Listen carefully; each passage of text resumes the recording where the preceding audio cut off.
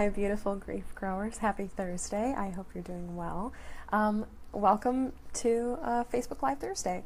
Today we're going to be talking about how to share your grief story.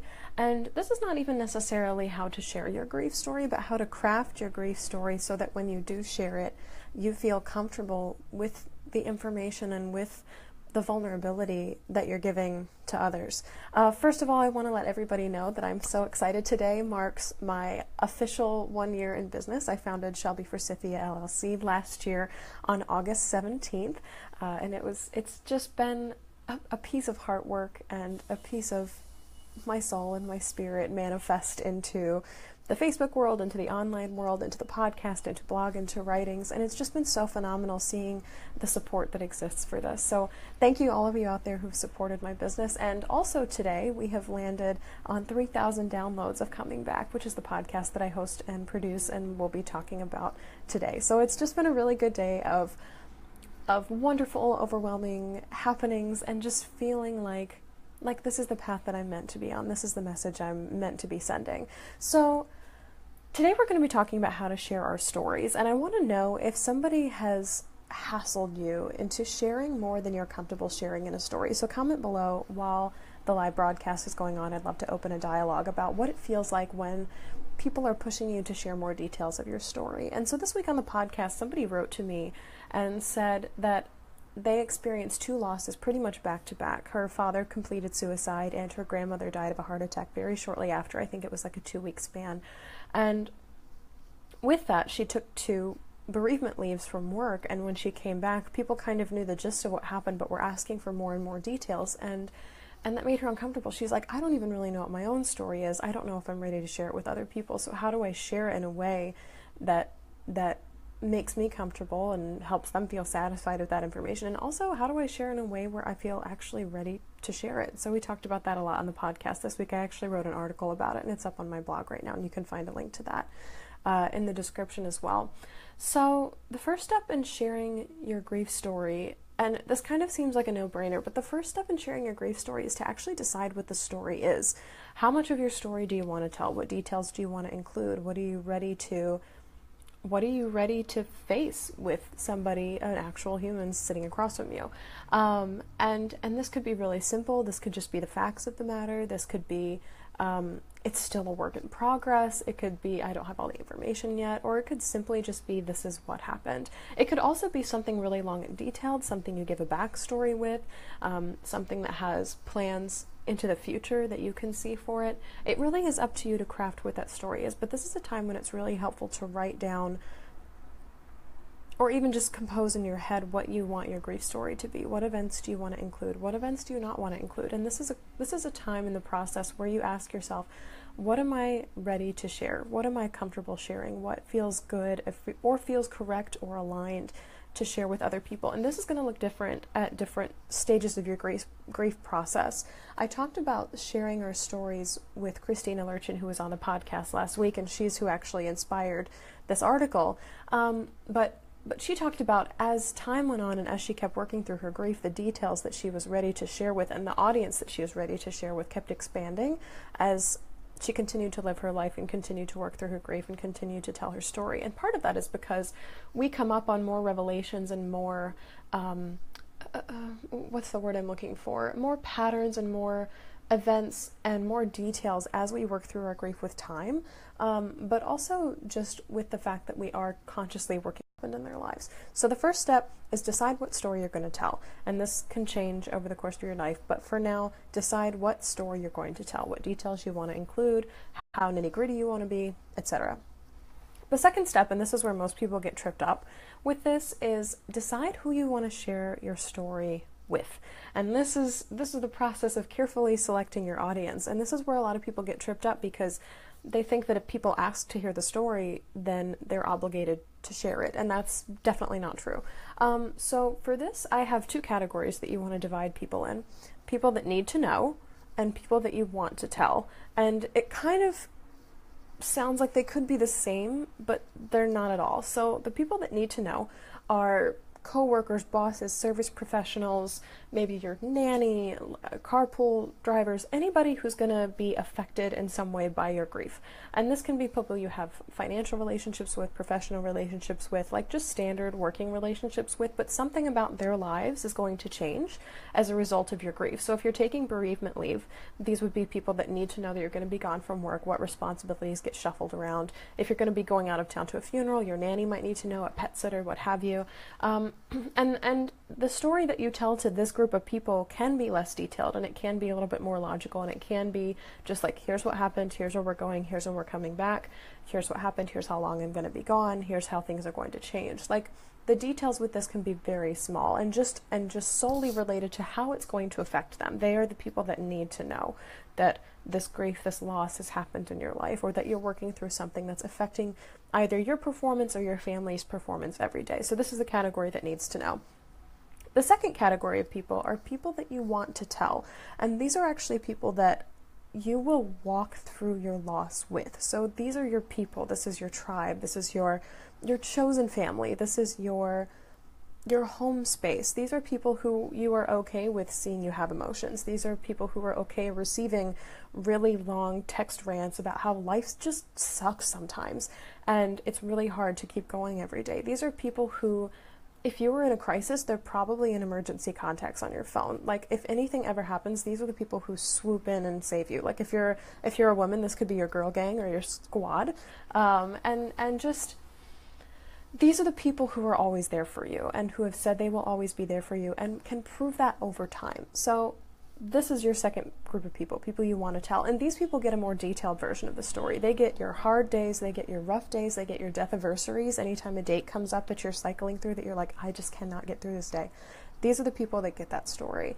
These are the people that hold you when you cry. These are the people that come over for wine and cheese and movie nights when things just really effing suck. These are your people. These are the people that you want to tell. And so dividing people into these two groups of need to know and want to tell is really helpful when sharing your story, because you can almost have, or definitely have, two different stories to tell people. So if a coworker asks, hey, what's been happening in your life? I know you went on bereavement leave. I saw you left your desk. What's been going on? You can give them this flat version of the story. You can give them small details. We're still working through it, and that's all I'm comfortable telling right now. You do not have to go into, and we were in the hospital for 4 weeks, and then they took the tube out of our mouth, and all this other just like heartbreaking, heart-wrenching stuff that you might not be comfortable sharing with. And you might be comfortable sharing more over time and as you work through your process with your people or with a counselor, therapist, or somebody like me who's a grief recovery specialist. But if you're not there yet, you have 100% full permission to just share this one version of the lost story. So for this, I'll give a disclaimer. The first one, I'll give two disclaimers. The first one is that you never have to share your lost story with anyone for any reason, even if they ask you to. So just the fact that somebody's asking to hear your lost story does not mean you have to give it to them. So I'm not comfortable talking about it right now. We're only sharing this with friends, family, etc. right now. We're keeping this very close to our family right now. However you want to phrase that so it feels right for you is perfect. If it's a divorce, sometimes legally you can't talk about details with other people. If there's any court involvement in your loss process, if there's financial involvement in your loss process, sometimes you can't tell other people, and that's a good excuse not to tell them. So disclaimer number one is you do not have to tell anybody your loss story ever, even if they ask you to. So you are not obligated in any form, fashion to tell anyone about your loss. The next thing that I want to tell you is that you do not have to save the nitty-gritty details for your want to tell list. Like your friends and family could be just need to know people. Your friends and family could be people you don't want to get all the gritty details. Maybe you have a toxic relationship with some of your family members, or they pressure you to use grief myths to cope that you're not comfortable with. Have a drink, stay busy, don't cry, go to your room, replace the loss with like a pet or another, like start going on dates or whatever. If you're not comfortable sharing pieces of your heart with them, you do not have to tell them. You can scoot them over into the need to know group.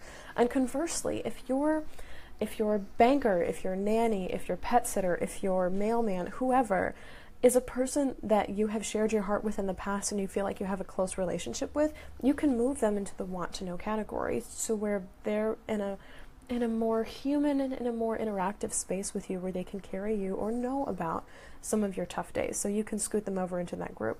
So those are the disclaimers for that section. The third piece of this, and this is the last thing I'll share here, is that you always want to have kind of some canned responses ready for when you tell people your story. And a lot of people don't think about this. They think about crafting their story, they think about who they're going to tell, and then they totally forget that this interaction is a two-way conversation. So you're going to tell somebody your story, and then they say something back to you, and then you're going to have to say something back. And not everyone is prepared for that. They're like, oh crap, I actually have to have a conversation with another human being about something that's already really hard for me. And that's energetically exhausting. And this is actually a practice I picked up from Gretchen Rubin's podcast about when you're trying to train yourself to get into a new habit, you should always have canned responses ready for different excuses or like roadblocks that people will throw up in front of you. And that helps a lot when you're trying to build a new habit around eating or exercising, or people will give you excuses to get out of it, like just come to the bar, and then you have something ready, say, no, I've had this plan with my, gym buddy or whoever to go over and do this. But to have those ready, it decreases a lot of the anxiety, and it makes making those decisions and stepping into these conversations a lot easier. And this is something I didn't include in the article, so if you want to go check out Gretchen Rubin's work, I highly recommend her podcast. It's one of my favorites. So for this, when you decide what responses you're going to have to the responses people are going to give in response to your lost story, this is a lot of responses happening here, I usually break it down into 3 categories. So what's the absolute worst thing that somebody could say to you? For a lot of people, this is everything happens for a reason. For a lot of people, is all in God's plan. For a lot of people, it's nothing. It's to be met with silence. So to have a response ready for that. So if somebody says, I believe everything is all in God's plan and everything will work out for you, it's going to be okay, pat on the back, whatever. You might say, that might be true for you, but I'm still figuring that out for myself right now. I appreciate you listening. Goodbye.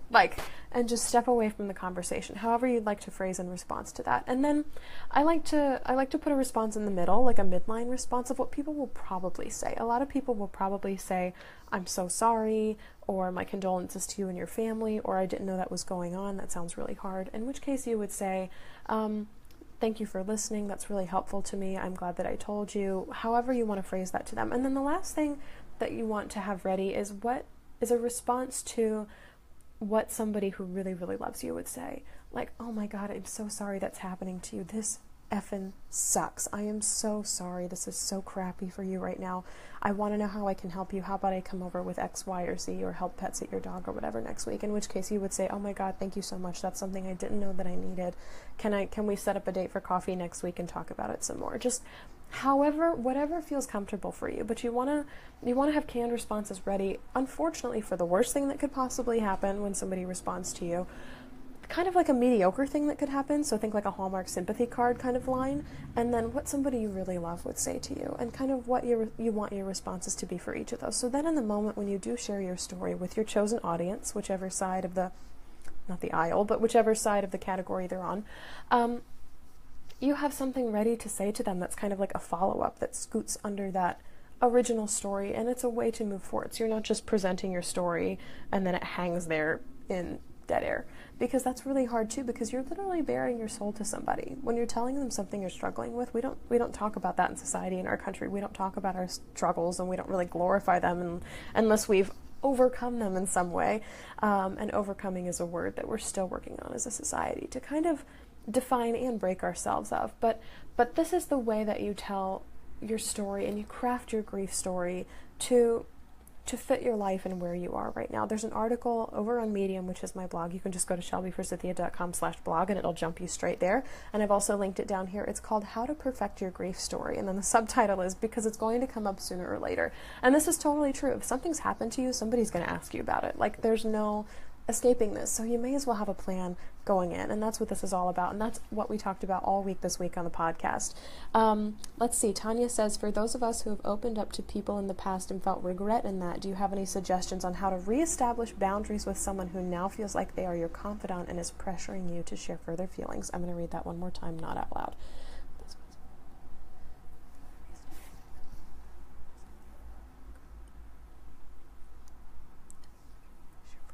Okay, so this sounds like you're regretting making somebody your confidant. Correct me if I'm wrong here. Yes. Yes, so you're regretting making somebody your confidant, and they think that's who they are to you now, and so they're pressuring you for that level of emotional intimacy that you don't want to continue. This is really hard. I've actually ended friendships over this. Thank you for verifying that for me. I've actually ended friendships over this because people have reacted poorly to news that I have told them, or it took way too long to tell them, or they didn't respond in an appropriate way, and I just didn't feel as safe with them as I wanted to in that interaction. So of course the first step in this would be to like open up a dialogue with them if it's at all possible, and bring up the incident again, and make sure you're in a space where you're not like watching TV together or like both driving and like on the phone with each other. Make sure you're in a space where you can have at least a good like 5-minute, 6-minute conversation with them, and it's totally focused on each other's energy and being present with that person in the moment. And you could bring this up one of two ways. You could bring this up by just jumping into, remember that one time we were talking about this, I want to talk about that.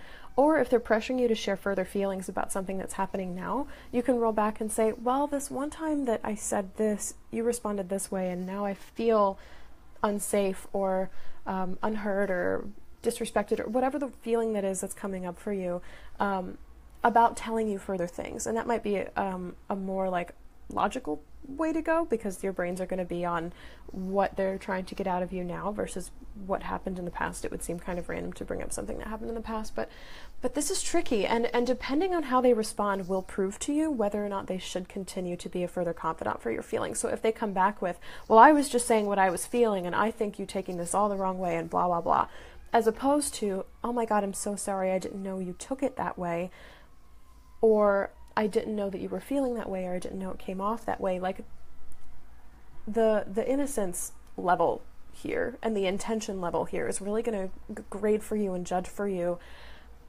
how willing you should be on your end to continue sharing further information with them. You can keep it as simple as, the last time we talked, you said this, I felt unsafe.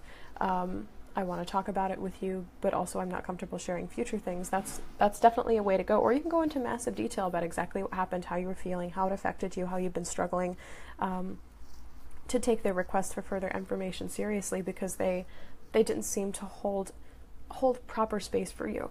And part of this as well is just like the rocky road of friendship and making connections with other people, and part of that is defining what you want from them. So you could say, in addition to, you didn't respond the way I thought you would, or you responded this way, so I felt this way. I thought you would respond XYZ, or I had hoped you would respond XYZ.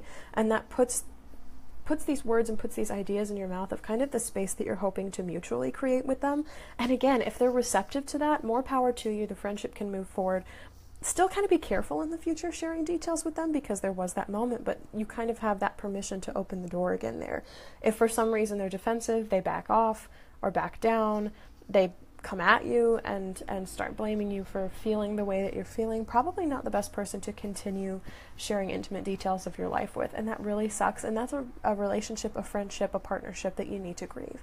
And that starts off a whole other process. So I'd love to hear more from you about that. That's a great question, Tanya. Thank you so much for that. With that, I will tell all of you farewell for this Tuesday live broadcast. It was so wonderful to see you. Again, if you want to read this article, I would love if you shared it on talking about your grief story with other people, what happens when people are hassling you. You can find the link below. Also, if you haven't already, this is such a wonderful podcast episode this week, because we're talking about loss of ability, physical ability. My guest this week, Eve Shalom, was in a car accident when she was 4. She was on the back of a bicycle, was hit by a car, she banged her head on the windshield, and she lost hearing completely in both ears for 6 months. She got it back, kind of, but it has lived the rest of her life as a hearing impaired person. And there's loss and emotional complication that comes along with that. You don't just lose it, kind of get it back, continue living that way. There's all these patterns and beliefs that you think about yourself that are incorporated here. So I so strongly encourage you to listen to the podcast this week as well. And that is linked below. I have loved seeing you all today. I am just riding this high of being first-year business owner. This is my big business anniversary. I'm not sure what I'm going to do about it yet. I'm working tonight, but it's wonderful. It feels very good to be here with you and for you, and I just love you. Thank you so much for supporting this work that I do. I'll see you next week. Bye.